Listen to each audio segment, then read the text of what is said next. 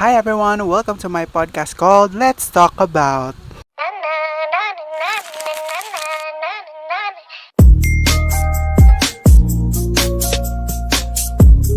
Hi everyone, it's been a long time since I posted something like this in my channel. I think it's about 4 to 5 months nung last na nag-podcast ako with Kajin. It's before kami mag-thesis. And ang last video ko din is about thesis, right? And yung thesis naman na yon is na-defend na and marami na nangyari in this past few months. Ito na yung pinaka-latest kong video before yung blue ko na cover nung January pa. So, ilang months na rin yung nakalipas. Marami nangyari, na-defend na yung thesis, and after thesis, nagkaroon kami ng 1 month break, which is yung January, at ang naging video ko lang noon is yung blue ko na cover. Then, after that, wala na akong na-post na kahit ano, dahil na-busy na. Kasi after January is OJT na kami ng almost 4 months kami nag-OJT. Actually, I have some clips of my OJT experience or my era of OJT, pero sobrang tamad na ako mag-video kasi ang daming nangyayari that time, ang daming pagod ang OJT. So, hindi ko na rin siya na-edit. At kung i-edit ko rin naman siya ngayon, is parang hindi ko na siya era kasi alam mo yun, I can finally say that I am graduating this August. Yeah, I'm finally graduating this August. Time flies, girl. Time flies. Ang dami nangyari. So this is my new era now, and ang topic natin for today is very relatable on what's happening on my life or what's happening to other people's life na graduate is we were gonna talk about what's life after college. Yan. We were gonna talk about life after college. It's very relatable right now because ito talaga yung mga nangyayari. Yung pag-usapan natin ngayon is mga based on experience, based on what people's experience na mga pag pinagtanungan ko sa iba. And alam mo yun, and I think I have a right to talk about this because, you know, although di pa naman ako graduate talaga, pero parang papunta na tayo doon and parang na-experience ko na rin naman yung after college life. So, yeah, let's talk about it. Ang topic natin for today is what's life after college. Ito talaga yung nararanasan ng mga estudyante ngayon or pag-graduate na kagaya ko and mga fresh graduate and mga naku-curious din. Especially hindi lang naman ako yung nakaka-experience ng ganitong thinking. Marami din naman tayo, especially my other friends, my college friends also thinks what's life after college even though hindi pa naman kami gumagraduate is marami na silang na-experience mga ganitong pangyayari. So based on Google, so may source tayo, 'di ba? So based on Google, what's life after college? So according to Google, life after college is a period of transitioning and adjustment or often involving to find a job or establishing independent. So yun naman talaga yung nangyayari, 'di ba? Yun naman talaga yung pinaka-purpose kung bakit natin gusto na makatapos is to find a better or proper job that we deserve. Alam mo yun, salary para kung maluho ka like me and my other friends is kailangan mo talaga work and kung alam mo yun for ano na rin siya, for experience na rin siya to grow more. And yeah, yun naman talaga yung pinaka-purpose ng paghahanap natin ng job is to grow and to pay some bills and get all that money, girl. And job search is, I would say, finding a job in the Philippines is really hard. In based on my experience, even though hindi pa naman ako graduate, so medyo complicated pa. Finding a job in the Philippines is really hard, lalo na kung wala kang experience, 'di ba? Kailangan mo nga ng first job to get that experience. Some of other companies na gusto mong trabaho is mahirap kasi nga wala pa tayo experience. So, ang iba, ang ginagawa nila after college is nagkakaroon sila ng backer. What is backer ba? Backer is someone who provides or support usually to give you a assurance in a specific job. For example, you want a job, gustong-gusto mo talaga yung job na yon and nag-apply ka and you think you are qualified. And dahil sa fresh graduate ka or fresh graduate tayo and wala tayo experience, medyo naglalak tayo doon. So, minsan nade-decline tayo kasi wala tayo experiences and we have this other person na mag apply na which is qualified naman siya and kaya siya naging mas qualified siya kasi may backer siya sa loob, meron siyang kakilala sa loob. Sometimes I find it really unfair kasi alam mo yun, parang parang hindi na nila kailangan maghirap to go on that specific job kasi may kakilala sila. And but I don't blame I don't blame them kasi alam mo yun, even me, kahit naman ako siguro gagamit din ako ng backer kasi kailangan din talaga siya. If kailangan mo na talaga siya, you will take the opportunity and you don't want to waste that opportunity, right? So I don't blame them, pero sometimes in a normal situation like me na walang masyadong backer, ang hirap niya din kasi parang sana ako din makapasok sa ganun, 'di ba? Sana ako din is makapag-work dun sa gusto kong establishment. But the world is so big, girl. You need to find a job that is right for you and we manifest that. Pag pinagsama mo yung tiyaga at sipag at pagdadasal is you will get into a right job for you. Like we manifest that into the universe. We pray, Lord. We gonna pray na sana makahanap tayo ng proper job. Like, after college, some people is mag-aaral ulit, magma-masters, magdo-doctoral. You know what? I salute these people. Ang hirap mag-aral kaya, alam mo yun, magma-masters pa sila, ang doctoral pa sila, yung kahit may trabaho na sila. Kasi after college, 'di ba? I think that is the right age to work na. Kasi tapos ka na ng college, but other people, other students na graduate, mag-aaral pa sila ulit. But the thing is, yung iba nag-aaral tapos nagtatrabaho na. I can't multitask like that. Ang hirap niya pagsabayin. Pero kaya I salute those people na magma-masters pa. Salute to them. Like, go for it. Like, go. After college, some people are interested doing business naman. So, you know what I love about doing business is kahit anong course yung kinuha mo noong college ka. Basta you have the set of being business minded, you can create a business, 'di ba? I wish I had that talent na kayang mag-risk sa business kasi 'di ba ang business is you need to risk everything, 'di ba?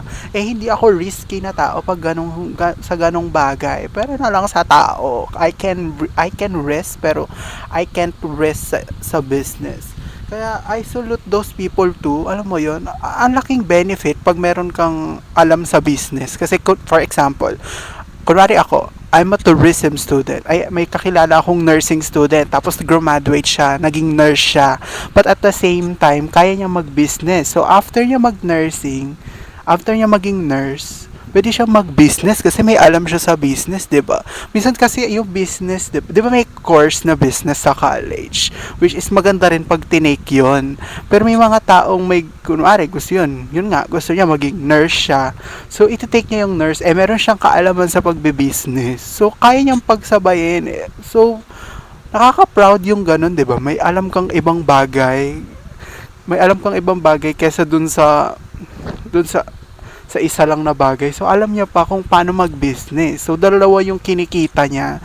I wish I had that because, ang laking growth nun pag alam mo mag-business tapos nurse ka pa. Taray, be, yaman mo na nun. Para kailangan lang ng tiyaga at kailangan mo lang talaga ng tiwala sa sarili pag ginawa mo yun. I wish I had sense of being business minded. Takot ako magbenta, parang takot akong ibenta yung isang bagay pa kasi peki siya ganun o kaya ma-food poison, mga ganung pagkain ba naman. Pero may ibang tao na kayang gawin yun, no? Yung parang nurse ako sa umaga tapos benta ako sa ganito. Parang busy siya, nakakapagod siya, pero nag-grow siya. Nag-grow siya. Not all the time na nag-work yung isang business, pero pag, hindi, wala naman sigurong business na nagiging boom or nagiging successful agad, 'di ba? So, you need a lot of patience din. So, kung hindi man mag-work yung business mo, example, hindi nag-work yung business nila, meron pa silang isang career, which is yung course na kinuha nila, 'di ba? Para alam mo yun, para ang laking bagay. Mag-business na kaya ako. Ano kayong bebenta ko? Ano kayong bebenta? Yung sarili siguro. Ay, bebenta yung sarili. People can't multitask like me. Mali mo naman, dun sa pinagpo-focusan ko is dun ako mag-work, 'di ba? Try lang ng try, 'di ba? So, yeah, I salute those people na mahilig mag-business after college. Pwede yan. Go, go. Get that money. So, ayun, after college, dito na pumapasok yung responsibilities mo sa sarili mo, sa pamilya mo, and sa mga ibang bagay. For example, sa bills, sa kuryente, sa tubig, may mga essentials ka pa on your own. So, sa ganung bagay, kung magastos ka, you need mo talaga mag-work, work, work, work, work. By Rihanna. Kailangan mo mag-work so you can, fulfill all those expenses and fulfill all those luho on yourself. So dahil maluhong tao ka at cloud chaser ka, naka Netflix ka pa at Spotify ka pa. So kailangan mo bayaran ng Netflix at kailangan mo bayaran ang premium mong Spotify. And ayun, meron ka pa mga ibang bills. Basta marami. Dito na after college dito talaga mararamdaman ito unless you live on your parents pa. And some other people is bumubukod na, so yun, iniisip na nila yon. Although naman pag nasa bahay ka pa ng parents mo tumitira, may mga responsibilities ka pa rin naman, which is yun, mga bills, bahay, kuryente. Swerte ka if your parents don't give you that kind of responsibilities pa, pero along the way naman mapi-feel mo naman sa sarili mo that you need to help din naman. Yun, mapapatanong ka talaga what is life after college? Ayun, responsibilities. Lalo na sa Pilipinas, 'di ba?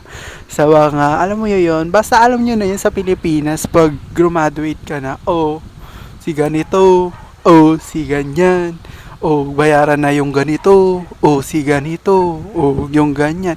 Basta Pilipino, typical Pilipino, sanay naman na tayo dun sa mga ganon. And may mga tao talagang ganon, which is understandable din naman. Pero hinay-hinay lang tayo. Hinay-hinay lang tayo sa mga ganong bagay. And ikaw na tao, kailangan mo rin naman ng pahinga sa sarili mo. Kailangan mo din naman magtiyaga muna, hindi naman tayo nagsa-start sa malaking bagay. So, we need to start on a really, really small before we go big. Ganun naman talaga, we need to start small. Mahal ka ni Lord talaga, ibibigay niya sa atin kung ano yung deserve natin. So, let's wait, let's pray. Kanina ko pa sinasabi to kasi totoo talaga na we need guidance by our Lord. So, yan, pray lang ng pray and try lang ng try and pass lang ng pass ng resume kahit saan, and kung saan tayo dali ng ating paa, kung doon ba talaga tayo, bibigyan naman tayo ng signal ni Lord kung doon talaga tayo sa bagay na yon. Amen, girl. Amen. Ganun talaga, ganun ang life, hindi perfect, hindi rin naman sobrang bad. Nagiging bad lang siya because this is a challenge, diba? Bad siya kasi akala natin bad, pero challenge yun sa atin. Challenge yun sa atin na kailangan natin masolusyonan. Hindi ka naman nag-iisa doon kasi i-guide ka pa rin naman niya. I-guide ka ng parents mo, i-guide ka ng... But you need to guide yourself. You need to find yourself. You have the power inside of you. So you need to unleash those powers para malabanan mo ang challenges na yan. I sound like very nonsense. Hindi naman siguro nonsense. Nagigets nyo naman siguro ako. Pero, ganun talaga ang life, diba? Fight lang ng fight, girl. Kaya mo yan. Our friends are gonna shift into a new era of themselves. Some of your friends is gonna move somewhere or far away na may better job or better opportunity for them. Hindi na natin sila kagaya dati na parang alam mo yun, anytime is available sila sa atin or available tayo sa kanila. Some of your friends need to move away. Yung iba nag-a-abroad, yung iba pupunta ng province, yung iba binigyan sila ng opportunity to other country na mas magbe-benefit sila. And ganun talaga ang life. It's a reality check na hindi lahat ng friends natin will stay after college kasi they have to take another path that they deserve or that helps them to grow. And that's okay. And ganun talaga ang buhay. Hindi lahat nagsistay. Even our friends, we need also to find our own path alone sometimes. And along the way, sa pagiging alone mo, you will meet other people or you will create a new memories for new people along the way sa path na tinatahak mo, which is okay din naman, nag-grow yung connection, nag-grow yung mga tao sa paligid mo, and that is really matters naman, 'di ba? Nag-grow tayo on our own. Yun nga, 'di ba? Sabi sa Google na nag-e-evolve yung magiging independent natin. Yun yung parang isa sa kailangan natin na kailangan din natin maging independent on our own, and hindi na natin kailangan mag-rely sa iba. Pero it doesn't mean naman na you have to carry it on your own. Maybe sa work, sa akin lang naman to, maybe sa work, kailangan mo talaga ng independence on your own. Pero kung problems naman siya, yeah, problem siya or something, love life, ganyan, problem sa love life mo, ganun, sa asawa mo, mga ganun, you can talk to your friends naman. Some people, I think sa mayayaman lang nagwo-work tong ganitong thing, pero some people after college is nagta-travel around the world to find themselves and to find what's good for them. Alam mo yun, yung parang self-discovery pag nag-travel sila around the world, baka doon sila mag-fit. Wala akong kakilalang ganun. Na-search ko lang naman to sa Google. Pero yung iba, nagta-travel talaga for learning themselves. So, baka may ganung tao din naman talaga after college, which is sana all, no? Magta-travel muna bago mag-work o ganun. Mag-travel muna bago magsipag, ganun. Sana all ganun, no? Pero may mga ganong tao din talaga, no, na pag feeling nila hindi pa sila ready to commit, magta-travel muna sila, which is baka ganun talaga ang lifestyle nila. So sana na all ganun ang lifestyle, pero ang reality ng buhay sa pagkaraniwang tao is yun, magtrabaho na agad. Pero kung I think naman kung afford mo yung ganong bagay, go travel, go hanapin mo ang sarili mo until you find yourself. And pag nahanap mo yung sarili mo, siguro naman, or dahil yun ang motivation mo sa life, you will find yourself and you will find a right position for you. So yeah, that's good too. And maraming changes yung mangyayari after college. We just need to cope the changes. Kailangan natin tanggapin yung mga pagbabagong mangyayari sa buhay natin. Kung dati nag-aaral tayo, binibigyan tayo ng benefits, baon, mga ganon. Now na medyo we were gonna transition into a new person or we were gonna transition in a new era, kailangan natin maging mas malakas or mas maging wide yung pag-iisip natin on what's we deserve in life. So maraming mag-change, like mga interests, maraming mag-change sa mga friends, maraming mag-change sa mga surroundings natin, or kung paano tayo tignan ng mga tao. Kasi alam mo yun, from being a student to a employed or unemployed, no matter what, magiging bago yung tingin sa atin ng mga tao. For example, college graduate and you don't find a job that easily, and the people around you, graduate ka ng college pero wala ka mahanap na trabaho. Wag ganun.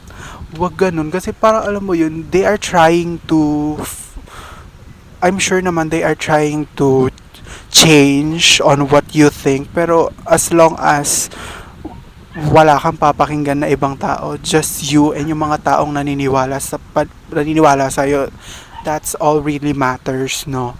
Naniniwalang may ibubuga ka pa, doon tayo makikinig, di ba?